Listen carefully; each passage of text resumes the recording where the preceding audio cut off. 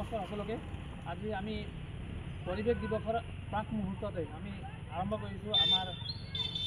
এতিয়া আমি বহুত ভাল পাইছোঁ যে আমাৰ ইয়াতে এবাৰ এই কিছু মাহৰ আগত আমাৰ ইয়াতে STC কাউণ্টাৰ অপেনিং হ'ল আৰু আমি পৰিৱেশ দিৱসৰ প্ৰথম বছৰ STC কাউণ্টাৰ অপেনিং হোৱাৰ আমি বৃক্ষৰোপণ কৰিবলৈ গৈ আছোঁ।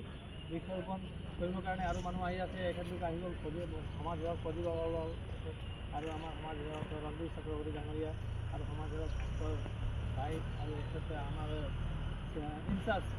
কিন্তু এতিয়া বৰ্তমান আছে তেওঁ।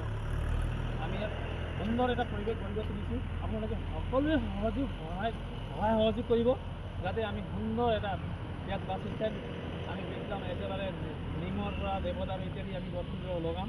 সকলোকে আহ্বান কৰিছোঁ, আপোনালোকে যেতিয়া আহিব ইয়াত পৰিদৰ্শন কৰিব। পৰিদৰ্শন কৰাৰ পাছত কিবা অসুবিধা পালে আপোনালোকে জনাব। ইয়াত আমি সেইটো পূৰ্ণ কৰিবৰ আশা ৰাখিছোঁ। ধন্যবাদ।